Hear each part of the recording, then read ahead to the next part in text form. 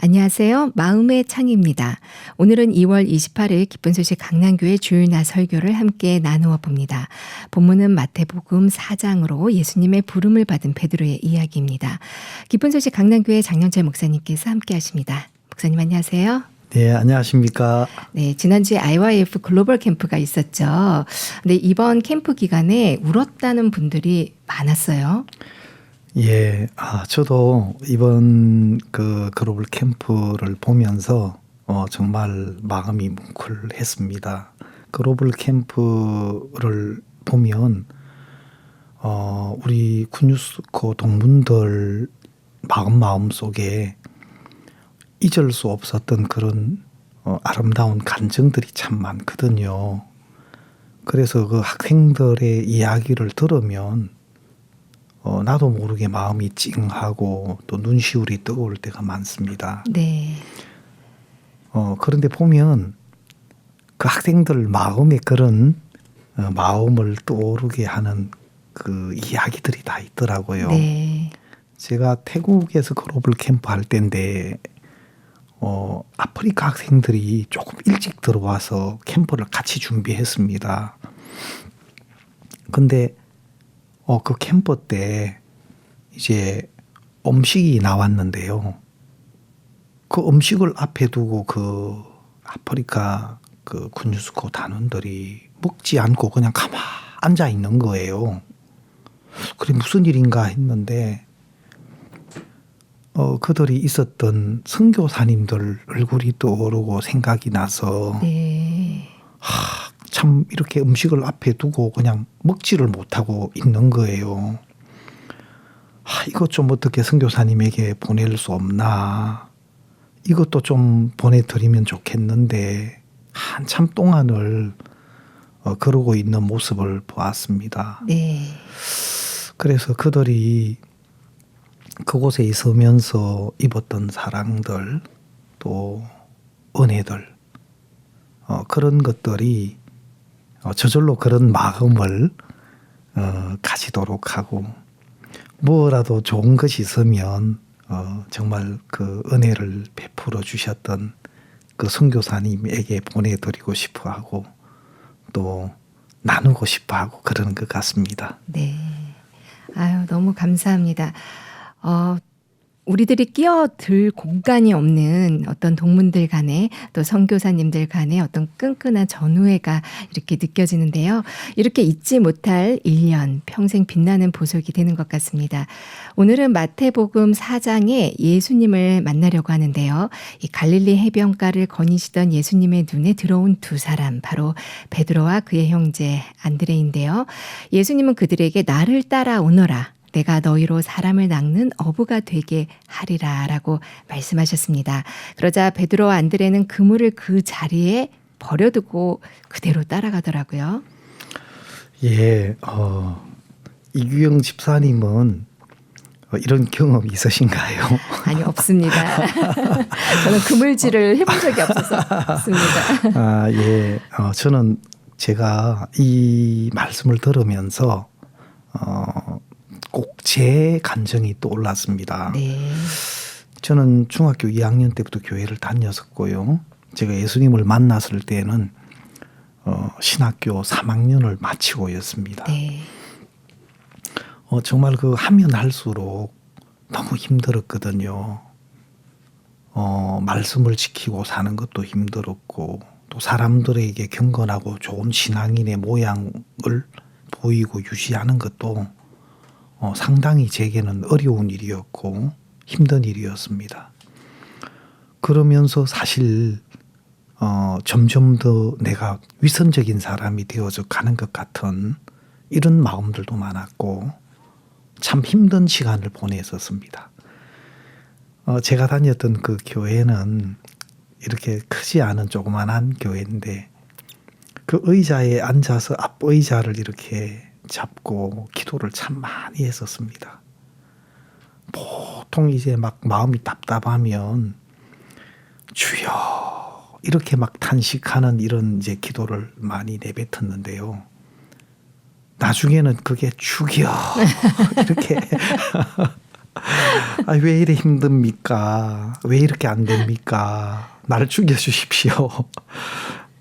사실 그런 마음의 표현이 나왔었습니다. 네. 근데 제가 이 복음을 만나고 우리 교회 목사님을 만나서 구원을 받았습니다. 네. 너무 좋았어요. 네. 너무 기뻤습니다. 너무 정말. 또 쉽고요. 예. 네. 뭐 금방 말씀하신 것처럼 왜 이걸 몰랐지? 너무 당연한 사실인데 예수님 우리 죄를 사하시기 위해서 오셨고 우리 죄 사해 놓으시 너무 당연한데 왜 이걸 몰랐을까? 정말 깜짝 놀랐습니다. 네. 그리고 너무 기뻤거든요. 근데 그때 이제 제가 다니던 신학교에 참 많은 분들이 구원을 받았어요. 네. 그래서 보니까 여러분들 제가 아는 분들이 있는 거예요. 네. 그리고 그분들이 이제 교회 인도를 받아서 복음을 위해 살려고 그 당시는 이제 서울에 서울제일교회 성교학교가 있었는데 그 가기로 이렇게 준비가 돼 있더라고요. 네. 그래 목사님을 만나 뵙고 그때 이제 집회를 하고 목사님을 뵀는데 다른 분들은 오라고 하는데 저에게는 아무 말씀도 안 하셔요. 그래서 제가 물었습니다. 목사님께. 목사님 저는요 하니까 형제님은 다른 게 정리가 되면 올라오시면 좋죠. 그러시는 거예요. 네. 그때 제가 목사님 저 정리할 거 없습니다. 가면 됩니다. 네. 라고 이야기를 했습니다. 그러니까 목사님이 다른 눈빛으로 딱 저를 보시는 것 그러면 내일 하루 정리할 거 정리하고 같이 올라오십시오. 그래 이야기하는 그게 너무 기뻤습니다. 네. 제가 신학교는 야간을 다녔고 낮에는 우리 외삼촌 그 회사의 일을 봐주고 있었습니다. 근데 조금도 주저없이 네. 그 직장도 정리를 했고 또 다니고 있던 신학교도 크게 미련이 없이 정리를 하고 서울행 열차를 같이 탔다 아닙니까? 그러셨군요. 그래서 이 말씀을 보면 꼭 나도 이런 적이 있는데 교회가 또 하나님의 종이 나를 부르셨을 때 다 내던지고 교회 인도를 따라서 그렇게 이끌림을 받았던 적이 있는데 네. 그런 기억들이 막 새록새록 올라오고 그렇습니다. 네. 그렇군요. 이 예수님을 위해 이 죽기까지 각오했던 베드로가 비제 앞에서 예수님을 부인하고 또 저주까지 하잖아요. 이 베드로는 예수님을 따르기 위해 진짜 그물도 생업도 가족도 자기 꿈도 다 버리고 예수님을 따랐던 사람이죠. 이 예수님을 그저 쉽게 따랐던 사람이 아니었는데요. 그래서 그 상실감과 충격은 더 컸을 것 같아요. 사실 이 대목도 제 이야기인 것 같아요. 정말 제가 구원을 받았을 때 네. 정말 이 복음만을 위해 살아야겠다. 정말 내가 예배당 그 청소를 하고 살아도 봉고차 운전을 하고 살아도 복음이 있는 생명이 있는 이 교회 안에서 내가 살아야겠다. 이제 그 마음이 들었습니다. 네. 그리고 일반 교회 그 장로교회 전도사로 부임하기로 돼 있었는데 네, 그러셨군요. 그것도 그만두고 신학교도 그만두게 되었고 그런 마음으로 제가 교회 인도를 받아서 이렇게 또 선교학교 훈련을 받고 복음을 위한 일을 하게 됐는데요. 꼭 제게도 이 베드로와 같은 사건이 있었습니다. 네, 그 사건 무척 들어보고 싶습니다. 정말 조금 전에 이야기했었던 것처럼 예수님이 그들에게 나를 따라오너라 내가 너희로 사람을 낚는 어부가 되게 하리라 말씀하셨는데요. 네.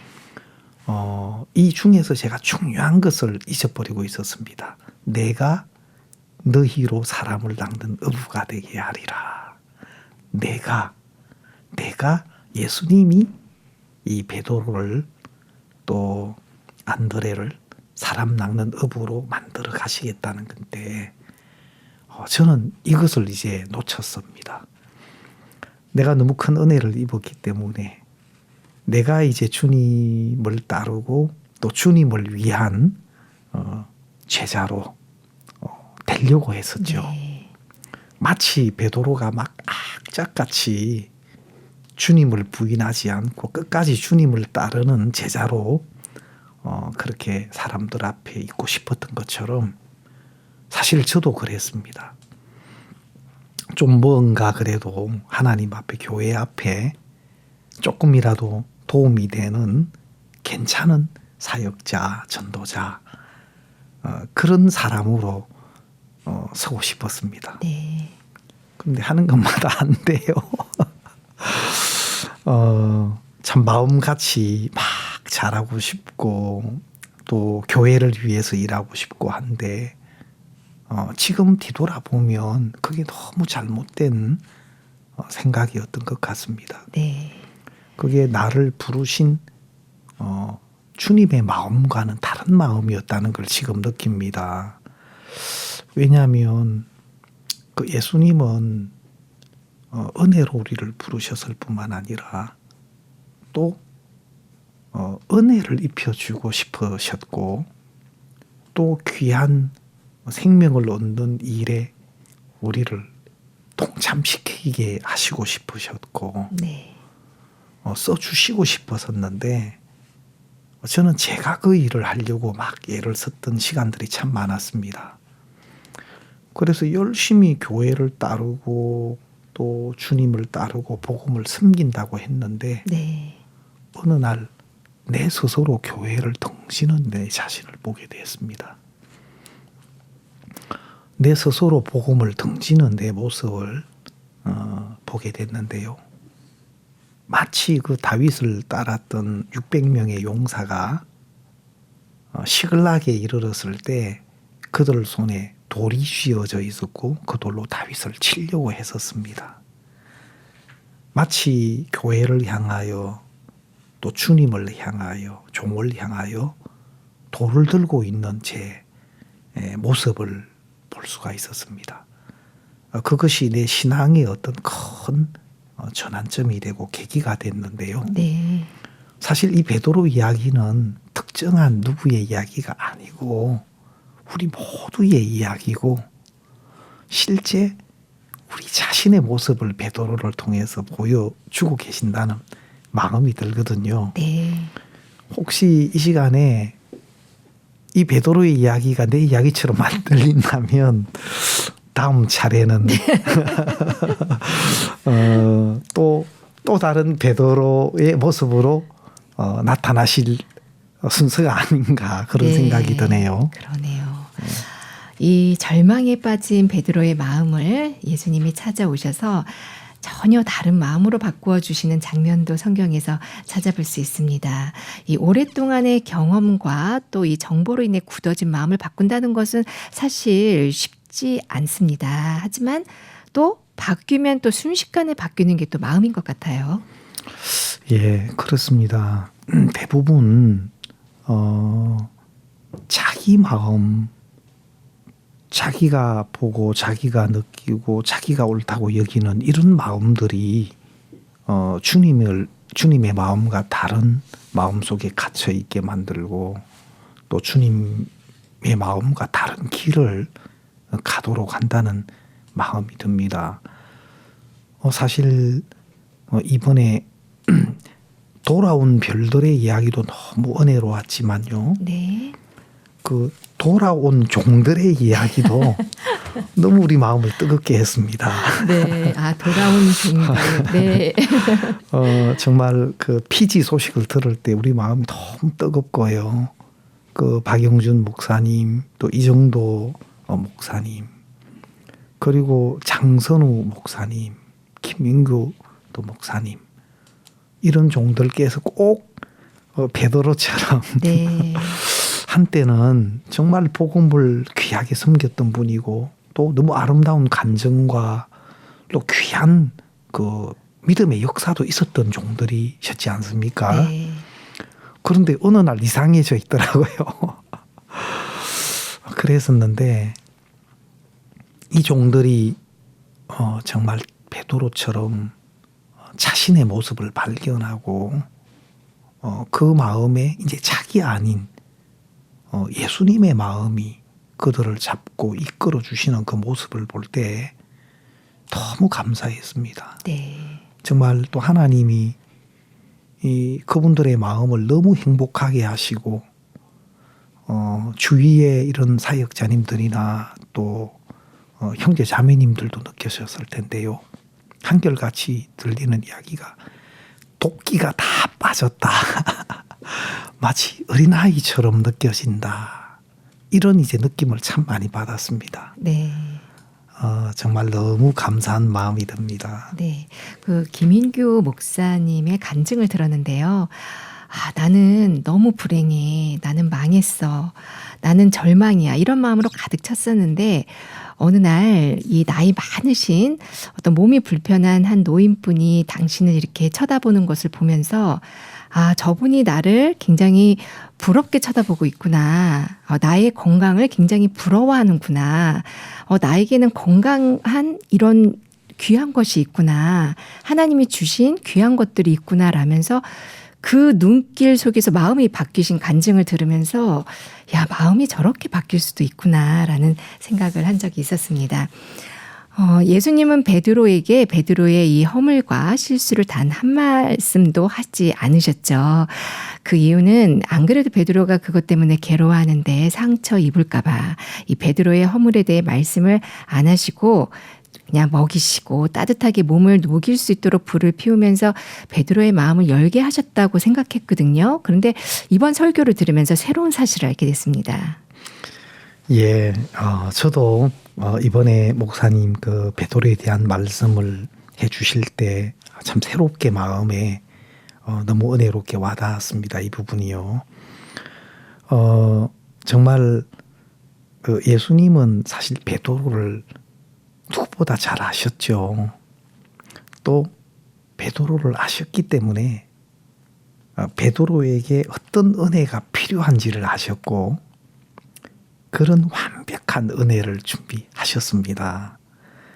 그래서 베드로가 하나님 앞에 서기에 조금도 부족하지 않는 완벽한 속죄의 은혜를 예수님이 대신 다 이루어 놓으셨고 또 여기서 더 중요한 것은 베드로의 죄와 허물을 다시는 기억지도 않으신다고 그렇게 약속을 하신 겁니다. 네. 그래서 저도 이 말씀을 들을 때 이 말씀의 의미가 좀 새로웠습니다. 기억을 안 하시는 것이 아니라 기억을 못 하시는구나. 네. 왜냐하면 그렇게 약속하셨기 때문에. 네. 이 대목이 우리를 참 너무 자유롭게 하고 또 쉴 수 있게 하고 또 더 이상 어떤 우리의 조건에 매이지 않게 해주는 너무너무 축복된 말씀이고 약속이 아닌가 이런 마음이 들었습니다. 네, 기억을 안 하시는 것이 아니라 기억을 못 하시는 것이다. 네. 이 예수님의 손에 잡힌 베드로, 이 베드로는 죽고 그 안에 예수님이 살아서 역사하시기 시작했습니다. 베드로와 우리의 차이점이 있다면 그것은 무엇일까요? 예, 베드로가 온전히 망한 자신 또 그런 자신을 알고 조금도 부족함이 없는 은혜로 그를 부르신 주님의 마음 그리고 이제 그 베드로를 예수님이 주인이 되셔서 이끌어 가시겠다고 약속하셨지 않습니까? 네. 그 약속이 정확하게 베드로 속에 서니까 이제 베드로는 이전의 베드로가 아니고 그 안에 계신 예수님으로 사는 베드로로 바뀌어져 있더라고요. 3,000명, 5,000명에게 담대하게 복음을 전해서 수많은 사람들이 구원을 받는 간증들이 사도행전에 우리가 볼 수가 있었고요. 또 감옥에 갇히고 핍박을 받으면서도 정말 예수님에 대하여 말하지 않을 수 없다. 아주 단호한 그런 담대함은 베드로에게서 나온 것이 아니라고 생각됩니다. 특히 그 안전뱅이 마치 예수님이 안전뱅이를 일으키듯 정말 그건 베드로가 아니고 그 안에 예수님이 베드로를 통해서 그 일을 하셨다고 볼 수밖에 없는데요. 네.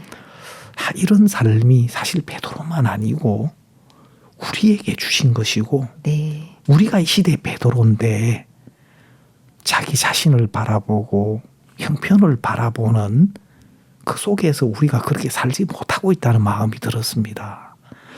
그게 너무 안타까운 것이고 또 어떻게 보면 그것이 생각에 매여 있고 속는 것이라고 볼 수 있는데요. 이번 목사님 말씀을 들으면서 아니다. 베드로에게 허락하신 모든 은혜 이미 우리에게 주셨고 이미 우리 역시 사도행전의 베드로가 돼 있다는 사실이죠. 네. 베드로가 우리인 것을 분명하게 말씀해 주신 기쁜 소식 강남교회 장영철 목사님 감사합니다. 예, 감사합니다.